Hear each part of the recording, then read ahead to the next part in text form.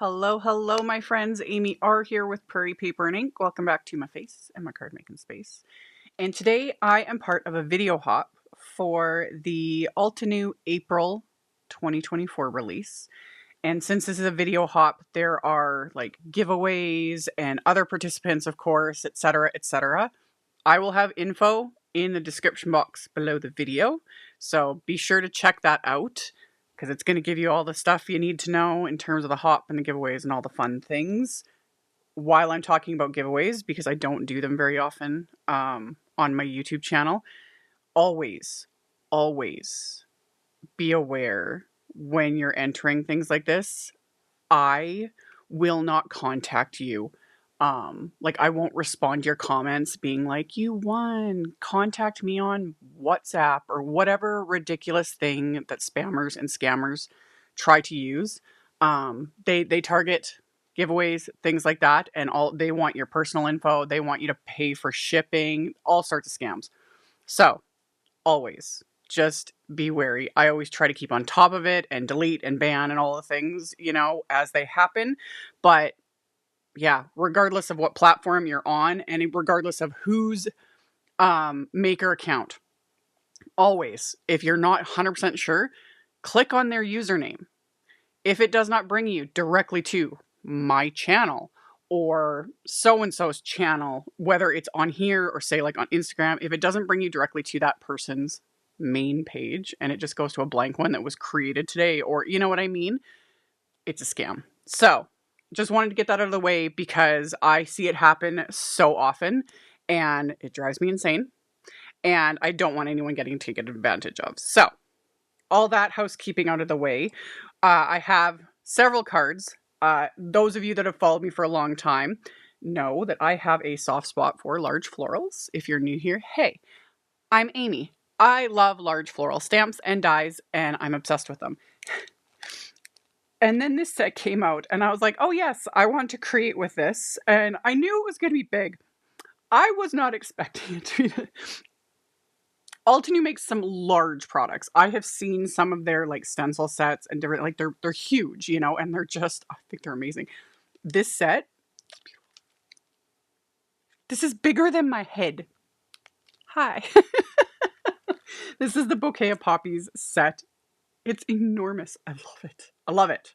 You could definitely do like big cards with this. If you're into like bigger than the A2 size, you like doing 5x7 or even like folding a sheet of cardstock in half and doing a 5.5 by 8.5 card.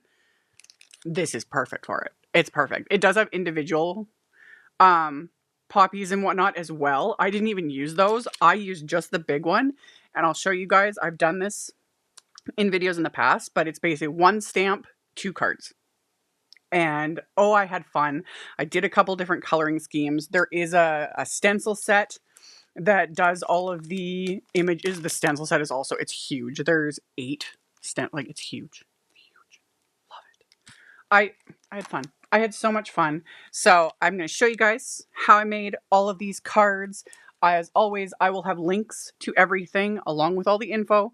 I will have links, my supply list with links to everything I used. Another disclaimer, as always, all of my links are affiliate links. So if you click on my link and place an order, that just means that I get a little kickback at no extra cost to you. That's what helps pay the bills, keeps the lights on, keeps my garage heated so I don't freeze, etc., etc. So yeah, let's get into making the cards. Oof, apologies for the long intro. I had a lot to say. Okay. So to start off with, I took a sheet of white cardstock and I cut it in half. So it's, 5.5 by 8.5. And again, it was just like, look at the size of this stamp. It's enormous. It's so big. I love it. So I put the cardstock into my MISTI, and then I was just visualizing, because I'm going to be cutting this in half, not the stamp, but the cardstock, which we'll do later. So I was like kind of getting an idea of, where everything is going. And like I said in the intro though, you could totally do this as like, larger card. So just so many options. Large florals. What else do I need to say? So once I was happy with where I had the stamp.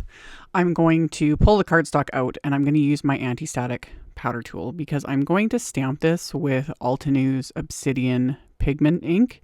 And this ink doesn't need to be like used with embossing powder. Like you could just heat set it or let it air dry.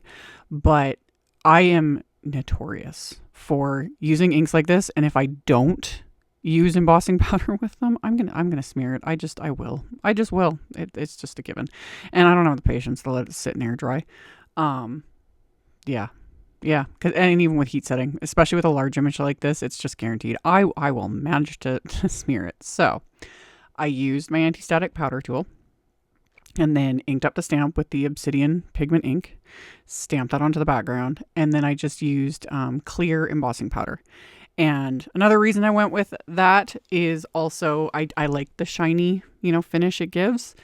It's just that it's a subtle little element, But yeah, if you've got the patience, just stamp it and then just set it aside. This entire video, like these projects, is definitely one. It's how I create anyway, like compartmentalized making. Making everything in batches.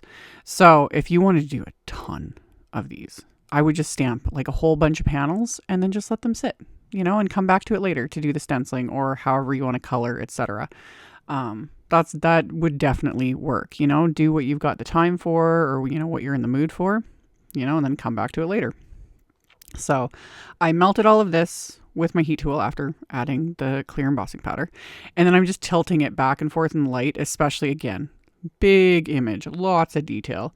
So I had to move it around, just making sure that I got, everything melted, that everything is shiny, melted. You can tell the spots that aren't because they'll be kind of dull, dull and grainy looking. And it just means it hasn't been melted with the heat tool.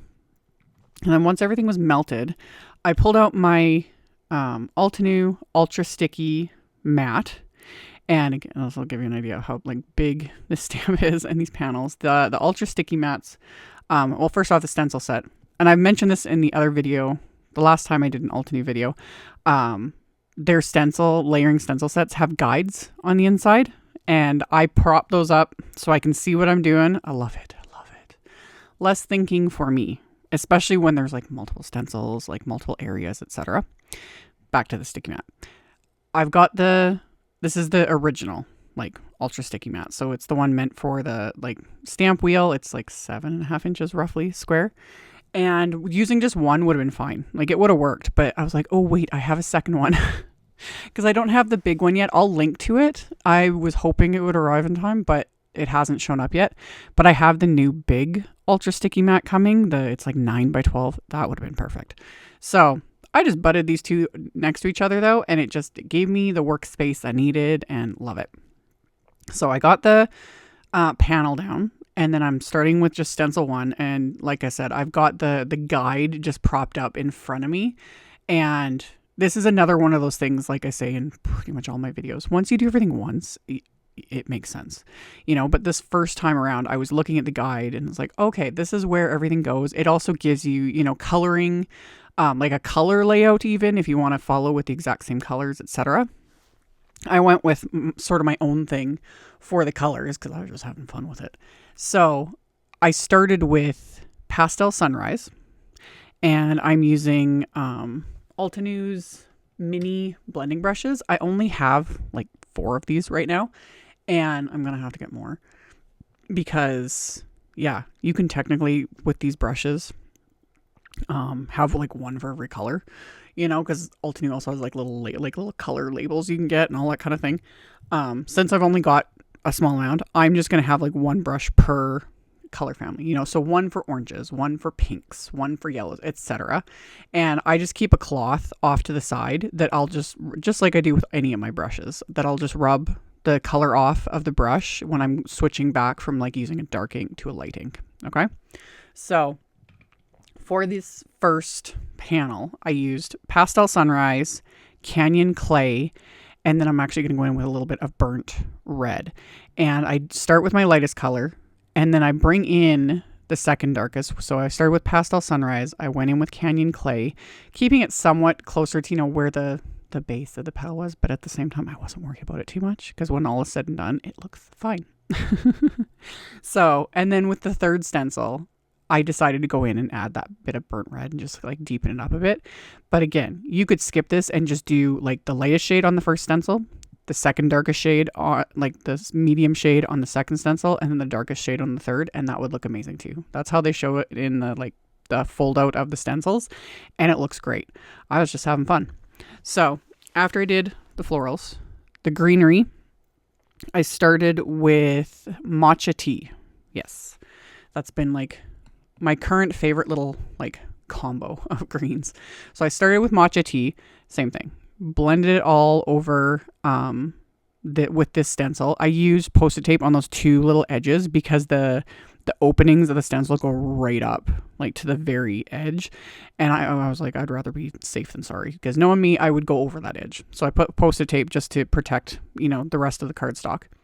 And then after I added the matcha tea, so that's the second lightest color in the quad, I went in with swamp green and just kind of kept that again more to like the base of each of the leaves. And then for the flower centers, I was using espresso ink. And then the next stencil does the remaining bits of greenery, like the open areas, and same thing. The guide, this is where the guide helped, because I wasn't sure at first, but then once I looked at the guide, I was like, oh, this makes perfect sense. So one does the one little stem and leaf, the other does the other. And then there's one little section in the corner that does that remaining little leaf and the flower center. So finish those up. And then the final, like this other half of the stencil, as well as the final stencil, does the details, you know, like kind of the spines and whatnot of the leaves. So again, you could skip this, you know, if you just want it more like kind of solid color on everything. But I do love me details like this. So with this part of the stencil, I'm using oak moss. So going in with that, and then just adding more espresso ink, because it actually adds there's little spots there for like a tiny bit more detail to the flower centers. So this is stencil 6. The last stencils in this set do the individual florals as well as the butterflies, and I'll be using the butterflies like a little bit later. So I did all my stenciling, and it is, I keep like a broken record. I am just loving layering stencils. Like I still love to color, you know, and fill in things myself, but there is something so ridiculously satisfying about layering stencils. Like every time I pull a stencil off, I'm like, oh, this is so perfect. I love it.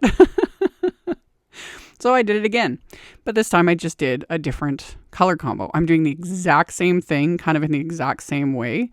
This time I'm using pink crystal as my lightest shade, and then I use mauve, whatever. You guys know what I'm talking about. It's funny how your brain just like stops and it's like, are you sure that's how you pronounce it? So anyway, pink crystal, mauve, and berrylicious. And this is another combo. It's just, because I love poppies. Actually, one of my neighbors has a little like wildflower garden in front of their house, and they've got poppies, and they had these ones, yeah, very airy and like pink colored. Oh, they're so pretty. They're so pretty. So I went in with all of these pinky, almost pinky purple shades, and filled in the florals with these. And for this one, I technically could have done like just the same like green shades, but I thought, why not mix it up a bit? Instead of using the exact same greens, let's do something a little bit different.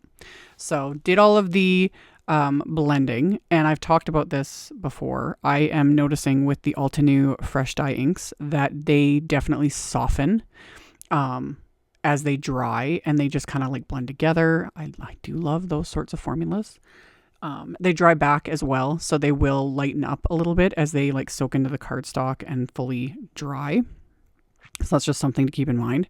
And yeah, they blend together so nicely. I was loving this. So anyway, for the greenery, I used frayed leaf. That was my lightest shade. And then I went in with Forest Glades. That was my medium shade that I did at the base of the leaves. I used the espresso ink again, same color for the centers. Because yeah, there was no need to change that up at all. And then once I get all the greenery like filled in for the detail, I went in with my darkest shade, which was Evergreen. So just doing the exact same thing. And between the cut, like between the first panel and the second panel, I just quickly cleaned off my, stencils. I just spray them. Either I spray them with just alcohol, like isopropyl alcohol, rubbing alcohol, whatever, and wipe them that way. Or I'll rinse them in the sink. Just give them a quick rinse, because all these inks are like water reactive. So you can just rinse them off too, pat them dry. They're good to go. So that's another way too, if you are like really switching up colors, like during a stenciling session. Either way works. So that panel was complete. And then the butterflies, I just used scraps of the same white cardstock, and I stamped and heat embossed the two different butterflies from the set. And I'd stamp them multiple times so that I could use a couple on each card front. And then there are little sections of the stencils just to quickly fill them in. And for the butterflies, I just went in with the darker shades. So for the like pinky butterflies, I used the mauve and the berrylicious. And then rub the brush in between the colors, because I'd picked up the darker colors, so I can go back in with the lighter color.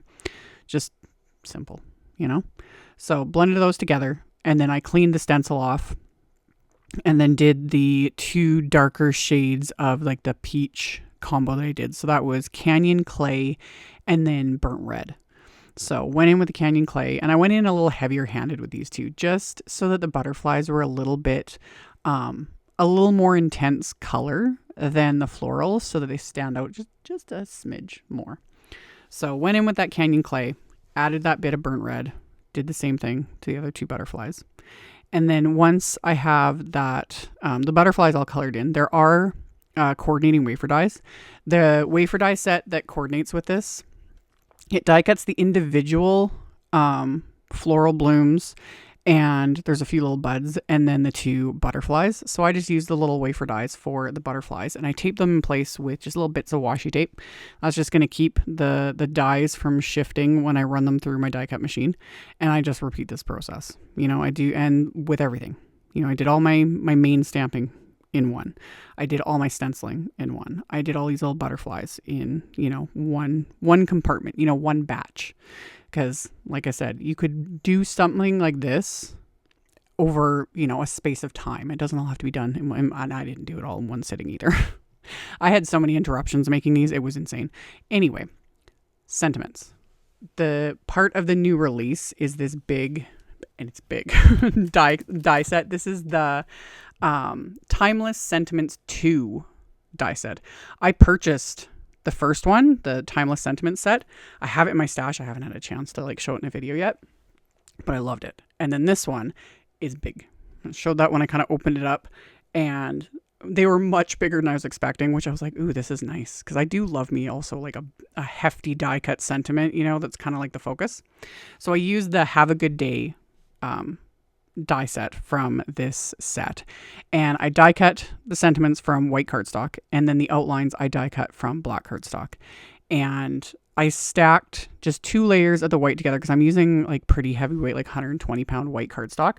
So I found that 2 layers was more than enough, and then adhered them together, and then stuck them to the black outline. So all of this is done. Now it's time to cut these panels in half. Which I know freaks some people out, but it's fine. It's fine. It's all good. This is all part of the plan. So got everything trimmed in half. So now I have 4 card fronts. Stamp once, get 2 card fronts. Love it. So I also decided to trim off the edges just so that they're slightly smaller. You don't have to do this. It's kind of habit for me, So I trimmed everything down to 4 by 5.25 roughly. Now, for my card bases, I have the same smooth white cardstock that's 8.5 by 11 inches, and I'm scoring it at 5.5 inches, the whole cardstock here. So technically I'm making big cards. There's a method to the madness. So I scored it really, really well, because again, this is heavyweight cardstock, and then reinforced that fold with just the edge of my Teflon bone folder. Did this to both panels. And then I'm going to fold these inside out. Again, method to the madness. I've got, everything's creased, everything's ready to go, but I want to fold them now inside out. So I just got everything reinforced, got it scored, and then folded inside out. And I'm using, again, the bone folder to just kind of help reinforce the inside out part of the fold because I'm working with heavyweight cardstock. Then I'm going to take some tape. This is Altenew's satin tape. I've been experimenting with this. I'm liking it. And you get a lot on the roll, which is always nice. So I'm using this just to hold these closed. So this is the inside of the card. I've cleaned off the stamp that I used and I kept it in the same spot. So this just helps. So now I've got what will be the inside of 2 card bases in my MISTI. And I'm inking up the stamp with one of the lightest shades. So this is the pink crystal. And I'm going to stamp this onto this cardstock. So get all of that stamped. Take that one out. Going to wipe off the stamp. And I'm going to repeat the process with the lightest of the peach shades, which is the pastel sunrise color. So I'm going to ink that up. I'm going to put the other folded cardstock into here. And I have the fold on the left-hand side, just FYI, so that everything is stamping the same way as the panels I did for the card fronts. So I got that stamped. And then I can remove that, that tape that's holding the cardstock flat. And then I can cut these in half with my paper trimmer. And I've got 2 card bases, all fully stamped on the insides with that lighter color of the ink, with that great big poppy image. And you could leave it here. But once I trim these, I'm going to add a sentiment from that same set. So I cut those in half at 4 1/4. So these will be top folding A2 white note cards with that great big stamp stamped onto the insides of them. So after I trim them down, I put them back in my MISTI and I'm going to use one of the sentiments from this same stamp set. And I'm going to line that up and I'm going to stamp that with the obsidian black ink. And this I actually do for all my talk about like not having patience. I did let this air dry. I didn't heat emboss it. I did. I let it just sit and air dry and came back to it later. So I guess sometimes I can have patience. But really, I just went and worked on other things like this. Splatter. Yeah, you can always skip the splatter. You don't have to do it. I actually kind of needed to. You can't really see it on screen. But on at least one of the card fronts, I managed to get like schmutz on the white space. I don't know what I did. Or like I had like blue stuff. I don't know what I did. And I used a bit of an eraser and a sand eraser to remove as much of it as I could. But some of it was still like showing and was driving me insane because I was like, I want all this work. I'm not redoing any of this. So I added splatter. I was probably going to add it anyway, honestly, but that does help, you know. Strategic placement of bling, other embellishments and sentiments also helps cover, you know, because it's amazing how we manage to get my elbow in things or whatever, but splatter also helps. So for the pink poppies, I used that Berrylicious color and I just pressed it onto my glass work surface and then added a bit of water and then my little paintbrush and splattered. For the peach ones, I mixed the Canyon clay and a tiny bit of that burnt red just together.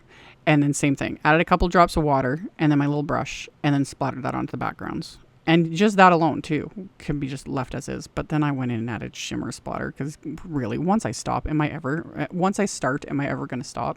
No. So added that little bit of splatter. People have been asking what the difference is between like this brush and the fan brush. Honestly, using just a more detailed little brush, you just get littler splatter and it's a little more controlled within reason. The fan brush gives me like, just has more coverage, if that makes sense. So I added some picket fence liquid paper splatter, liquid white watercolor. I think that's what it's called. I always forget the name. It's got a long name. Shimmer. Just shimmer. You know, Ranger Perfect Pearl powder mixed with water gives the same look, and they're just fabulous, and I love it. So I splattered that all over those backgrounds, let them dry, and then I can now adhere these big die cut sentiments, and I purposely placed these kind of lower down on both of these cards because I didn't want to cover up these gorgeous like florals. So just adhered those directly to the card fronts with craft tacky glue. And then the butterflies, I'm going to pop up with some foam squares just so they're popped up a bit more, you know, stand out a little bit, gives everything a little bit more dimension. So I stuck all of these onto their corresponding card fronts. So once I've got all of the little butterflies adhered, and like as this was coming together, because again, a lot of times it's like I have a vague idea in my head Like I wasn't originally planning on using the butterflies, and I'm so glad I did because I was like, oh, these are so cute. I love them. I love them. So got those stuck into place, and I ended up adhering the card fronts to the card bases also with just glue rather than like popping it up with foam tape, although that's also, you know, especially when you've trimmed down card fronts like I always do, foam tape is always a wonderful idea, but I decided not to. I just stuck them down to the card bases with the craft tacky glue. And then as my final embellishment, and of course I have them in a pile here. Where did I stick them? Altenew has been releasing enamel dots in their different color collections. Here they are. They were hiding. So I used the new Martian Terrain, which coordinates with the peach colors. And then I also used frosted foliage. And they're self-adhesive, so I just peeled them off, stuck them onto the card fronts. And once those are adhered into place, these cards are complete. So hope you guys enjoyed this and maybe like learned a trick or two, or at the very least were entertained. Like I mentioned in the intro, I will have all of the info and whatnot in the description box below the video. So if you just expand the description box, all of the info will be there. I'll link to my blog post. In the blog post, I'll have the photos, I'll have picture links. Everything's a little easier to navigate. So all of that will be below. And yeah, isn't that fun? There's something about like the continuation, like they're two separate cards, you know, but having them together. And once I was done, I was like, oh, these would be fun to do in like, you know, a rainbow of colors. You know, do a blue set, do a purple set, etc., and like create like gift sets, you know, just mix up the different sentiments, that sort of a thing. Like the sky's the limit, you know. I need more hours in the day. Anyway, like I was saying, I'll have links to all the things in the description box below the video. As always, thank you all so very much for taking the time to watch my videos, for thumbs upping and commenting. Subscribe if you haven't. I would love to have you. And I will see you all very soon in the next one. Bye.